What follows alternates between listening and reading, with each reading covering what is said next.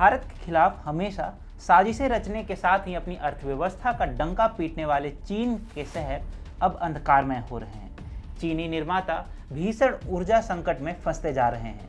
कोयला की कीमतें बढ़ रही हैं और मुद्रास्फीति भी पहले की तरह बढ़ रही हैं। इससे पहले कि बीजिंग अपने कोयला संकट को कम करने के लिए चीनी बंदरगाहों पर फंसे ऑस्ट्रेलियाई कोयले को आयात करने के बारे में एक्शन लेता, भारत ने चीन को झटका दिया है और ऑस्ट्रेलिया के फंसे हुए कोयले का आयात कर लिया है। भारत के इस कदम से चीन की ऑस्ट्रेलिया के खिलाफ आर्थिक कार्रवाई को भी धक्का लगने वाला है, परंतु कैसे, जानेंगे टीएफआई के इस वीडियो में मेरे यानी अभिनव के साथ। तो चलिए आरंभ करते हैं।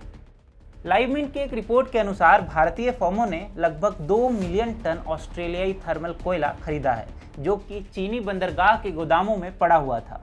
भारत द्वारा कोयले को फायदे की स्थिति में रियायती कीमतों पर खरीदा जा रहा है, क्योंकि चीन में फंसे हुए जहाज और चालक दल अंततः चीन द्वारा खड़ी की गई मुश्किलों से बाहर निकल जाना चाहते हैं। इस वर्ष के जनवरी में चीन ने शीर्ष गुणवत्ता वाले ऑस्ट्रेलियाई कोयले के आयात पर प्रतिबंध लगाकर ऑस्ट्रेलिया को दंडित करने के बारे में सोचा था, जिससे पहले ही भेजे गए कोयले का शिपमेंट अधर में लटक गया था। चीन की कुटिल चाल ने 70 जहाजों और लगभग 1400 नाविकों को चीनी बंदरगाहों पर फंसे रहने के लिए मजबूर कर दिया था, जो अपने माल को खाली कराने का बेसब्री से इंतजार कर रहे थे। उनमें से कई को पहले ही अपने गंतव्यों पर भेज दिया गया था और अब शेष अपने नए खरीदार को ढूंढ रहे थे। इसी का फायदा उठाते हुए अब भारत ने इन ऑस्ट्रेलियाई कोयले को खरीदने का फैसला किया है। भारत ने चीन द्वारा बैन ऑस्ट्रेलियाई कोयले को खरीदकर न केवल ऑस्ट्रेलिया से चीन का ट्रेड वॉर को रद्द कर दिया है, बल्कि एक स्पष्ट संदेश भी दिया है कि भारत अपने ऑस्ट्रेलियाई दोस्त के साथ मजबूती से खड़ा है, क्योंकि वो चीनी अत्याचार के खिलाफ मुखरता से आवाज उठा रहे हैं। ऑस्ट्रेलिया चीन के साथ अपने व्यापार पर अत्यधिक निर्भर है, जो विदेशों में उसके कुल व्यापार का लगभग 31% के बराबर है। भले ही चीन पर ऑस्ट्रेलिया की आर्थिक स्थिति अत्यधिक निर्भर करती है, किंतु इस निर्भरता के बावजूद ऑस्ट्रेलियाई पीएम स्कॉट मॉरिसन के प्रशासन ने चीन के खिलाफ बोलने में कोई कसर नहीं छोड़ी है। वैश्विक मापदंडों के आधार पर चीन की धज्जियां उड़ाने के मामले में ऑस्ट्रेलिया ने एक महत्वपूर्ण भूमिका निभाई है।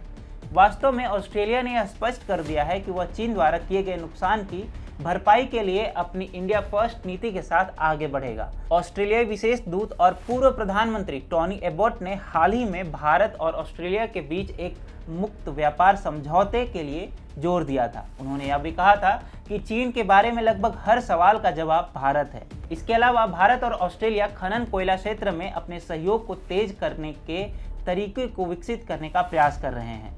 पिछले महीने दोनों देशों के बीच कोयले और खननों पर पहली बार संयुक्त कार्य समूह की बैठक वीडियो कॉन्फ्रेंसिंग के माध्यम से हुई थी।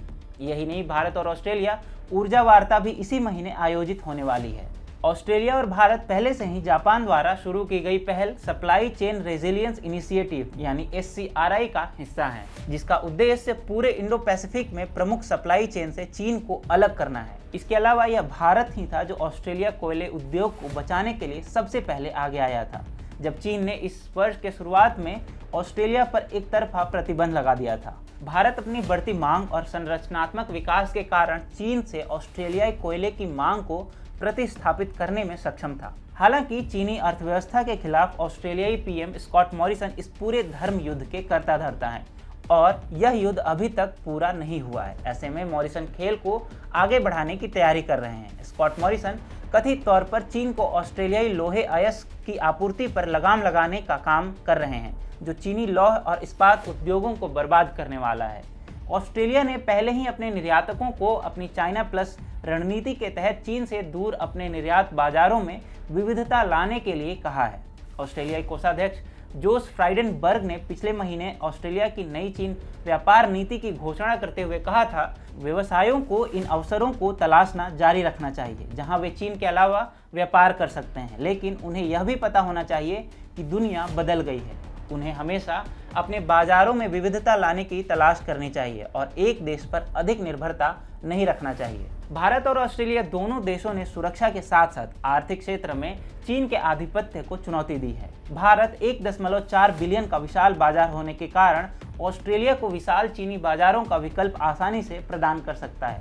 इसी तरह जापान और ऑस्ट्रेलिया जैसे देश खनन और निर्माण के क्षेत्र में सहयोग करके चीनी आयात पर अपनी निर्भरता को कम करने में भारत की मदद कर सकते हैं।